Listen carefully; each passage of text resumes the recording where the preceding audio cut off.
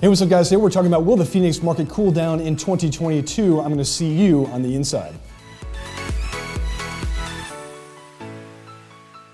Good morning, good afternoon, or good evening, no matter what time it is. I hope that you guys are having an amazing day. I'm here with my absolutely awesome host, Josh Zuniga, and today we're going to be talking about what the heck is going to happen to the housing market in 2022. Is this thing going to cool off? Are we going to see a little bit of normalcy here? Josh, take me through. What are your thoughts? It's funny because I was actually just having the conversation with our front desk lady today about like what's actually happening within the market. And to answer some of your question, guys, do I see it like cooling off a little bit? Yes, absolutely. You and I just talked about it. We, for the first time in probably over a year, have seen 8,000 active and coming soons. I don't remember. I don't remember the last time I saw it. I don't remember, but it's definitely been way more than 8 months. Look, for sure. We should put context to that a little bit. So, like a normal market would probably be like 20, 25,000. Yeah. We were down under, like 3,000. We're still at half of where we should be, historically speaking. I mean, not even half. I think we're probably like a third. So absolutely wild. I mean, we have a long way to go. Mm-hmm. So I don't think it's going to happen overnight. But we were talking about it in another episode. It's just buyer fatigue, and I think the buyers are like, wait a minute, dude.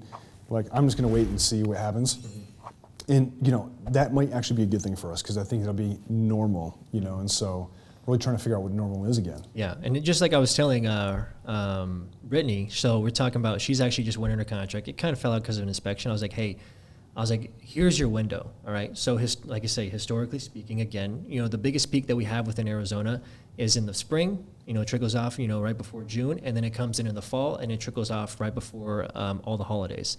Last year was definitely an exception. It just kept going up and up and up and up, and then 2021 hit, and then boom, it just took off like a rocket.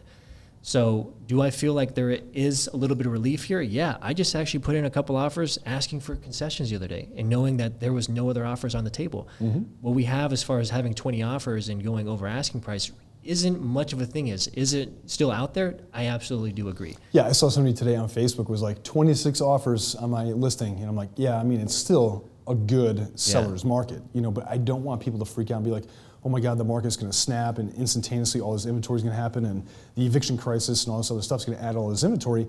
We have so much pent-up buyer demand for so long that it's going to take some time to ease that, especially with low interest rates. Yeah. So even when I talk about like Brittany, like the window, like if starting September, things are going to start to pick up again, right? Kids are back in school. They got their schedules going, and they didn't want to, and they're going to starting to go look at homes. They want to be in there before the holiday season, whatever the reason may be. Mm-hmm. So I was like, do it now. I was like, go and find your offers. If you're competing against 2 offers or 3 offers, which she said she was, great. And she's like, well, should we go even over $20,000 or $30,000 over?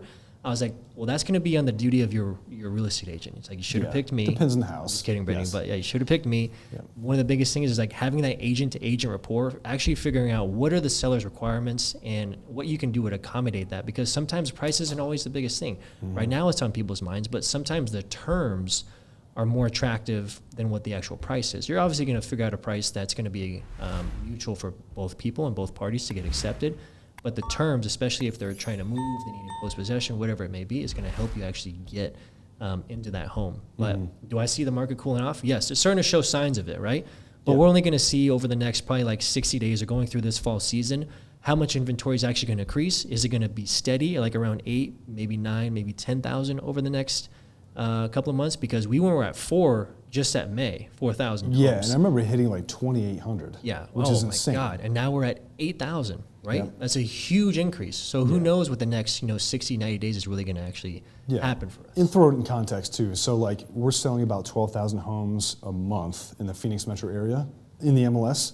And so we're still less than 1 month inventory. Mm-hmm. So meaning that no new inventory came in the market, we would sell all those homes in probably like 3 weeks or 2.5 weeks. Yeah. That's fast. Yeah. Yep. Yep. So even to add to the cool off, and I know we talked about this in a previous episode, if the interest rates do actually spike up, you say you're getting 3 or below a 3 right now, and they go to like 3.25 or 3.5 or 4 or 5. 4, yeah. When I remember 3 years ago when I got a 4.25, I was like, heck yeah, that's exciting, good stuff, right? Shoot, man, I remember when 8% was a good rate. Oh, right there. So yeah, you'll definitely see some buyers pull back even further. Inventory is probably going to increase even more.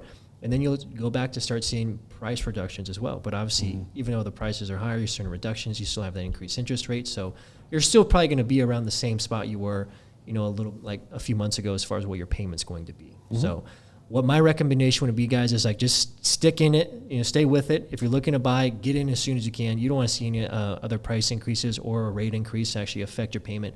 Try and go for what your best deal is now and just stay consistent with it. I know some of you out there may have been trying since the beginning of the year, or maybe even last year, and you're just getting tired of the back and forth and just getting let down every single time. But trust me, I was like, this is going to be one of the biggest investments you're going to make in your life, but it also going to be one of the most rewarding. If you decide to sell this house in 5 years, 10 years, you can go off and then buy that one, buy an investment home, use that equity, be smart with it, invest it in yourself, don't invest it into silly things. We're trying to help out here and give you as much education and value as possible because we care about you guys, right? Yep, absolutely. Wonderful. All right, guys, thank you so much for tuning in to our Inside View Real Estate podcast. We'll see you on the inside in the next episode. Thank you.